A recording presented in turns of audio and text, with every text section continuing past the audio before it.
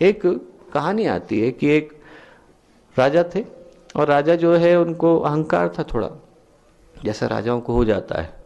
तो उनके मंत्री जो थे वो माँ गायत्री के बड़े प्रचंड भक्त थे और वो जब भी कोई घटना घटती, अच्छी बुरी घटती, तो यही कहते कि साहब माँ गायत्री की बड़ी कृपा है। तो राजा को अच्छा नहीं लगता, राजा को लगता कि साहब कर तो मैं रहा हूँ, ये माँ गायत्री को बार बार इसमें क्यों धन्यवाद देते हैं। तो एक दिन राजा जो है जंगल में शिकार करने के लिए निकले और राजा ने अपना धनुष ताना हमला करने के लिए, तीर चलाने के लिए। इतनी देर में कहीं से एक जंगली सूर आया, उसने टक्कर मार दी। टक्कर मारी तो उंगली कट गई, उंगली कटी तो हाथ में से खून निकलने लगा। उनने मंत्री की ओर देखा तो मंत्री बोले साहब माँ गायत्री की बड़ी कृपा है। राजा को लगा कि साहब इसमें माँ गायत्री कृपा कैसे हो गई। राजा ने गुस्से में कहा कि आप निकल जाओ अभी यहाँ से। बड़ा उनको उसी समय गुस्सा आया, उन्होंने कहा निकल जाओ। मंत्री ने कहा साहब भगवान की कृपा होगी, माँ गायत्री की कृपा होगी। निकल गए, जाकर के बैठ गए जंगल में, तपस्या करने लगे। राजा अंदर गए जंगल की तरफ, भटक गए, रास्ता भटक गए तो जो आदिवासी थे उनने पकड़ लिया। आदिवासियों ने पकड़ करके उनको रस्सी से बांध लिया और बांध करके अपने कबीले में ले गए और देवी माँ के सामने लिटा दिया। उन्होंने कहा कि साहब इतने आज तो तंदुरुस्त व्यक्ति मिले हैं, देवी को बलि चढ़ाई जाएगी। चढ़ाने के लिए उनने खड्ग उठा लिया, अपना फरसा उठा लिया। मारने को जैसे ही तैनात हुए, इतनी देर में पुजारी की दृष्टि उनके अंगूठे पे गई, खून निकल रहा था। उन्होंने कहा कि साहब अंग भंग की तो बलि नहीं दी जा सकती, जिनके अंग टूटे हुए नहीं दी जा सकती। उन्होंने कहा कि साहब आपको छोड़ दिया। राजा बड़े प्रसन्न हुए, उन्होंने कहा साहब आज तो माँ गायत्री की सचमुच बड़ी कृपा हुई। वो जो है अपनी खुशी में निकले। उन्होंने कहा कि सबसे पहले तो हम ढूंढ लेते हैं उनको, मंत्री जी को, उनको मैंने बड़ा बड़ा भला बुरा कहा था। मंत्री जी को उन्होंने पकड़ा, मंत्री जी वहीं बैठे हुए ध्यान कर रहे थे। उन्होंने कहा कि साहब आप चलिए, मुझसे बड़ी गलती हो गई, लेकर के चले। वापस राज्य को लौटने लगे तो राजा ने कहा कि एक बात बताइए मंत्री जी, जिज्ञासा है मेरे मन में कि मेरे पे कृपा हुई वो तो समझ में आया, उंगली कटी थी साहब, मेरी बलि नहीं चढ़ी।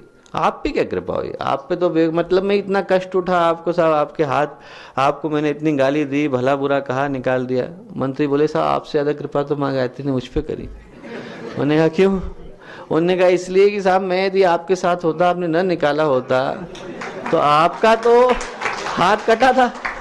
बोले मेरी बलि निश्चित रूप से चढ़ जाती। बोले मुझ पर, तो बोले मुझ पर माँ गायत्री की बड़ी कृपा है। तो दोस्तों जब आदमी को हर जगह पर भगवान नजर आता है, हर कहानी जो भी हो, कहानी के पीछे का मर्म शानदार है कि जब आपको हर जगह कृपा के पीछे भगवान नजर आता है, कोप के पीछे भगवान नजर आता है, क्रोध के पीछे भगवान नजर आता है, करुणा के पीछे भगवान नजर आता है, कृष्ण के पीछे भगवान नजर आता है, कंस के पीछे भगवान नजर आता है, रावण के पीछे भगवान नजर आता है, राम के पीछे भगवान नजर आता है, तो आत्मवत् सर्वभूतेषु सच्चे अर्थों में आपके जीवन में निकल करके आता है। और तब अध्यात्म हमारे चिंतन में निकल करके आता है और अध्यात्म के मूल की भावना निकल करके आती है, जिसको कि हम लोग त्याग की, बलिदान की, करुणा की भावना कहते हैं। आज आप देखें दुर्भाग्य से व्यक्ति ये सोचता है अध्यात्म का अर्थ कि हमारी मनोकामनाओं की पूर्ति हो जाए। अरे हमने देवताओं के आगे भीख मांगी, हमें बदले में कुछ मिल भी गया तो इसका नाम अध्यात्म नहीं है। अध्यात्म का संबंध पाने से नहीं, अध्यात्म का संबंध देने से है। यदि हमारे मन में भगवान की भक्ति है, यदि हमारे मन में गुरुदेव के प्रति निष्ठा है, यदि हमारे मन में परमात्मा के आदर्शों के प्रति सच्चा प्रेम है दोस्तों, तो प्रश्न ये नहीं है कि भगवान ने हमें क्या दिया, प्रश्न ये है कि हमने भगवान के लिए क्या किया। एक ही प्रश्न हमारी निष्ठा को सत्य बताने के लिए काफी है कि हमने ऊंचे आचरणों को अपने जीवन में लाने के लिए, श्रेष्ठ परंपराओं को स्थापित करने के लिए, दुखी व्यक्ति के कष्टों को दूर करने के लिए, किसी पतित व्यक्ति को सही मार्ग पर लाने के लिए क्या किया। यदि ये हमने किया दोस्तों, तो फिर हमारे जीवन में अध्यात्म निकल करके आया। आप भारतीय संस्कृति के उदाहरणों को उठा करके देखें, एक एक करके सारे उदाहरणों को उठा करके देखें, आपको उन उदाहरणों में दधीची मिलेंगे। दधीची ने क्या किया था? दधीची ने जब वृत्रासुर का वध करना था तो अपनी हड्डियों को दे दिया था कि साहब आप मेरी हड्डियां ले जाइए, वज्र बना लीजिए उनसे। आपको उसमें उदाहरणों में रंतिदेव मिलेंगे। रंतिदेव ने क्या किया था? रंतिदेव प्राजापत्य एक तरीके का व्रत होता है, जब प्रजा के ऊपर कष्ट आता है तो प्रजा के कष्टों का निवारण करने के लिए राजा व्रत रखते हैं। अकाल पड़ा, दुर्भिक्ष पड़ा, बहुत दिनों तक बारिश नहीं हुई, अनावृष्टि हो गई, फसल नहीं हो रही थी, कुछ नहीं हो रहा था, तो सारे के सारे लोग राजा के पास गए, रंतिदेव के पास गए और उनसे निवेदन करने लगे कि साहब आप व्रत रखेंगे तो बारिश होगी। रंतिदेव ने कहा साहब ठीक है, यदि प्रजा का कष्ट दूर करना है मैं व्रत रखता हूँ। 48 दिन तक उनने न अन्न लिया न जल लिया, बिल्कुल भूखे प्यासे रहे। और जब बारिश शुरू नहीं हुई तो फिर रंतिदेव अपने 4 रोटी और एक जल लेकर के, एक गिलास जल लेकर के बैठे कि साहब अपना अन्न जल लेकर के व्रत तोड़ता हूँ। एक ब्राह्मण आ गए कहीं से, बोले कि साहब मैं बहुत भूखा हूँ, 48 दिन से खाना नहीं खाया है, आप मुझे दे दीजिए। तो रंतिदेव ने पहली रोटी उन्हें दे दी। शमशान का रखवाला आ गया, बोले साहब मैंने भी खाना नहीं खाया है, तो उनने बाकी की दूसरी रोटी उनको पकड़ा दी। बोले साहब मेरे 4 कुत्ते हैं, उनने भी खाना नहीं खाया है। तो रंतिदेव ने लिया, बाकी के 2 रोटियों के 4 टुकड़े करे और एक एक टुकड़ा चारों कुत्तों को दे दिया कि प्यास बुझा लेते हैं। एक व्यक्ति और आया, बोले साहब मैं प्यासा हूँ, मुझे आप पानी दे दीजिए। तो उनने वो पानी भी जो अपने लिए रखा था वो भी उसको दे दिया। वो भूखे प्यासे उठ गए, 48 दिन से भोजन नहीं किया था, भूखे प्यासे उठ गए। तो वो जो अंतिम व्यक्ति था वो इंद्र बन करके प्रकट हुआ और बोला कि साहब हमने आपकी परीक्षा लेने के लिए आए थे और हमने महसूस किया जब हम आए कि आपके पास तो मानवता साक्षात रूप से विद्यमान है। बोले आपका जो पुण्य है वो अथाह हो गया है, अब आप ऊपर चलिए और स्वर्ग पर चल करके आप देवराज इंद्र का पद सुशोभित करिए। तो रंतिदेव ने कहा कि मुझे चलने में दिक्कत नहीं है, वहां पे मैं करूंगा क्या? बोले साहब आप वहां भोगेंगे, ऐश्वर्य हैं तमाम तरह के स्वर्ग में, अप्सराएं हैं, एक से एक बढ़ करके विभूतियां हैं, आप उनको ग्रहण करिए। तो रंतिदेव बोले कि वहां पर दुखी पीड़ितों का कष्ट दूर किया जा सकता है। बोले साहब ऐसा कोई सिस्टम नहीं है स्वर्ग में। बोले आप वहां पे आराम कर सकते हैं, ऐश कर सकते हैं, भोग कर सकते हैं, कष्ट दूर नहीं कर सकते। तो रंतिदेव बोले न तो हम कामे राज्यम न भोग्यम न पुनर्भवम, न तो मुझे राज्य की कामना है, न भोगों की कामना है और न पुनर्जन्म की कामना। कामये दुख तप्ता नाम प्राण नाम आर्तनाशनम, एक ही कामना है कि जब तक दुख से तप्त एक भी व्यक्ति इस धरती पर मौजूद है मुझे उठा करके मत ले जा, यहीं रहूंगा, यहीं स्वर्ग बनाऊंगा, उन व्यक्तियों के दुखों को दूर करूंगा, प्राणी नाम आर्तनाशनम, उनकी आर्त को, उनके कष्ट को दूर करूंगा। तो दोस्तों हम लोग अपनी संस्कृति को उठा करके देखें तो हमें दधीची मिलेंगे, हमें रंतिदेव मिलेंगे, हमें आरुणी मिलेंगे जो खुद जाकर के उस गड्ढे के बीच में बैठ गए थे जहां पर कि आश्रम के अंदर पानी आने वाला था। हमें राजा शिवी मिलेंगे जो कि एक कबूतर को बचाने के लिए अपने शरीर के अंग काट काट करके उनने देने शुरू कर दिए थे। आपने राजा शिवी की कहानी पढ़ी होगी कि राजा शिवी जो है वो धर्मपरायण थे, हमेशा सत्य का पालन करते थे। तो एक दिन भगवान ने परीक्षा लेने के लिए धर्म को भेजा। धर्म जो है बाज का रूप बना करके आया और उसने अपने एक सहचर को पहले भेज दिया। सहचर कबूतर बन करके आके उनके सामने बैठ गया और उसने आकर के उनके राजा शिवी के पैर पकड़ लिए। बोले साहब आप मुझे अभयदान दीजिए कि मेरे जीवन पर कोई कष्ट नहीं आएगा।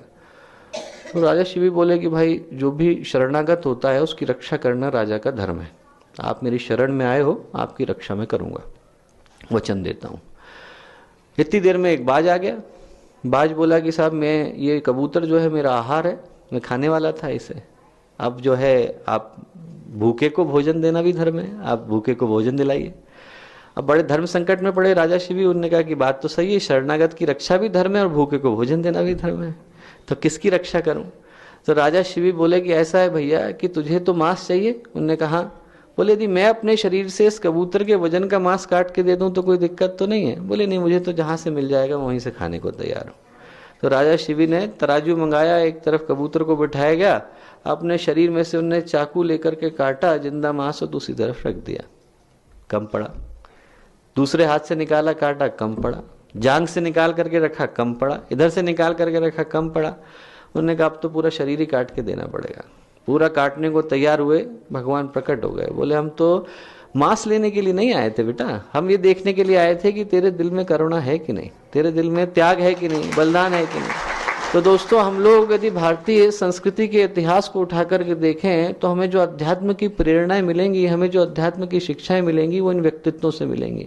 हमें दधीची के जीवन से मिलेंगी, रंतिदेव के जीवन से मिलेंगी, राजा शिवी के जीवन से मिलेंगी, आरुणी के जीवन से मिलेंगी, हमें उस गिलहरी के जीवन से मिलेंगी जो अपने पीठ पर बालू लेकर के भगवान के चरणों में डालने के लिए आ गई थी। हमें उस केवट से मिलेगी जो भगवान को रास्ता पार कराने के लिए अपनी नाव लेकर के खड़े हो गए थे। हमें उस शबरी से मिलेंगी जो झूठे बेर लेकर के भगवान के पीछे भागी थी। इनने किसी कैम्ब्रिज से पीएचडी नहीं करी थी, इनने कोई भागवत की कथा नहीं सुनाई थी। दोस्तों ये लोग त्याग का, करुणा का, बलिदान का, सेवा का प्रतीक थे। और जो अध्यात्म की मूल भावना है वो इसी सेवा की भावना में है। आप लोग महाभारत की कथा पढ़ेंगे तो भीम की कहानी आपको मिलेगी। जो कुंती थी वो ठहरी हुई थी अज्ञातवास के दिनों में, और जो घर की माँ थी वो रोने लग गई, एक दिन बड़ी परेशान हो गई। तो कुंती ने कहा बेटा मैं भी स्त्री हूं, तो अपनी चिंता मुझसे बिना किसी संकोच के बता दे। तो महिला बोली कि साहब ऐसा है, आपकी इसमें कोई समस्या नहीं है, आप तो यहाँ घर में मेहमान हो, आप मेहमान की तरह रहो, हमारी समस्या हम लोग सॉल्व कर लेंगे। बोले नहीं नहीं आप बताओ। तो बोले ऐसा है कि इस गांव में एक राक्षस का आतंक है, और राक्षस जो है वो हर रोज आकर के एक पुरुष को उठा करके ले जाता है। तो बोले कि अब आज के दिन मेरे बच्चे की बारी है, मेरे लड़के को ले जाना है, और मेरा एक ही लड़का है, तो मैं दुखी हूं कि मेरा लड़का चला जाएगा। तो कुंती बोली बेटा मेरे 5 लड़के, उनमें से किसी एक को ले जाए, मुझे कोई दिक्कत नहीं। तो उनने अपने बच्चों से कहा कि भाई मुझे बड़ा संकोच हो रहा है कहते हुए, पर हम लोग यहाँ पर इनके घर में ठहरे हैं और हम लोगों को इस धर्म का निर्वहन करना चाहिए, तो मैं संकोच होते हुए कह रही हूँ कि बेटा तुम 5 मेरे लड़के हो, पर मैं चाहती हूँ कि इस धर्म के कार्य के लिए आप लोग अपने जीवन दे दो। 5 के 5 लड़ने लग गए, बोले मेरा ले लीजिए, मेरा ले लीजिए, मेरा ले लीजिए। युधिष्ठिर बोले मैं सबसे बड़ा हूं, मेरा ले लीजिए। अर्जुन बोले नहीं साहब मेरा ले लीजिए। भीम बोले अरे मैं सबसे ताकतवर हूं, मेरा ले लीजिए। नकुल सहदेव बोले नहीं हम तो छोटे हैं, चारों बड़े भाई हैं, चले जाएंगे तो कोई दिक्कत नहीं, हमारा ले लीजिए। अब कुंती धर्म संकट में पड़ी, पर्ची निकाली गई कि साहब किसका नाम आएगा। नाम आया भीम का। भीम तो सौभाग्य के मारे उछलने लगे, बोले साहब मेरा तो भाग्य खुल गया आज, निरपराध के जीवन को होम करने के लिए अपना जीवन दे रहा हूं, इससे बड़ा सौभाग्य क्या हो सकता है। और आप लोगों से पूछो साहब भाग्य किस लिए खुला, 4 लड़कियों के बाद लड़का हो गया, सरकारी नौकरी लग गई, लॉटरी लग गई। हम लोग सोचते हैं हमारा भाग्य इसलिए खुल गया। भीम इसलिए लड़े कि साहब मेरा जीवन यदि भगवान के काम के लिए जा रहा है, गुरुदेव के काम के लिए जा रहा है, परमात्मा के काम के लिए जा रहा है, मेरे जीवन के भाग्य खुल गए। हमारा इतिहास दोस्तों इस तरीके के उदाहरणों से पटा फरा है। यदि हम लोग उठा करके देखें तो हमें इतिहास में यही उदाहरण देखने को मिलेंगे, त्याग के मिलेंगे, बलिदान के मिलेंगे, सेवा के मिलेंगे, करुणा के मिलेंगे। हमारे देश में जो अध्यात्म परिभाषित होता है वो मानवता से परिभाषित होता है। हमारे देश में जो अध्यात्म की परिभाषा निकल करके आती है वो शहीदों के खून से निकल करके आती है। हमारे देश में जो अध्यात्म की परिभाषा निकल करके आती है वो महापुरुषों के अपने जीवन को होम करने से देकर के निकल के आती है। हमारे देश में अध्यात्म मिट्टी में घुला हुआ है, हवा में मिला हुआ है, पानी के अंदर घुला हुआ है। हमारे देश में अध्यात्म दोस्तों हर जगह पर है। और आज की तारीख में मैं कहूंगा कि आप सब जो दिव्य पुरुष यहाँ पर बैठे हैं, दिव्य महिलाएं बैठी हैं, सारे हम लोगों के गायत्री परिवार के लोग बैठे हैं, जिनमें से हर व्यक्ति अध्यात्म का प्रतीक है। यदि हम लोग कुछ अध्यात्म के मूलभूत सिद्धांतों को यहाँ से लेकर के लौटते हैं दोस्तों, तो फिर हम अपने जीवन को सार्थक करके लौटते हैं। आप लोग यहाँ पर आए हैं, मैं गर्व के साथ कह सकता हूँ कि गायत्री परिवार का प्रत्येक कार्यकर्ता, ऐसा कोई भारत का हिस्सा नहीं है जहाँ हम लोग गाँव गाँव में नहीं गए, क्षेत्रों क्षेत्रों में नहीं गए, जहाँ गए हैं वहां से अपनी आंखों के आंसुओं को, अपने पूरे जीवन को नम करके लौटे हैं। क्योंकि एक एक गायत्री परिवार के व्यक्ति से आप मिले, हर व्यक्ति ऋषियों की परिभाषा है, हर व्यक्ति अपने अंदर त्याग की, करुणा की, बलिदान की परिभाषा है। और मैं कहूंगा कि आज की तारीख में जब हम लोग यहाँ पर आए हैं तो उसी संवेदना के सूत्रों को लेकर के यहाँ से लौटने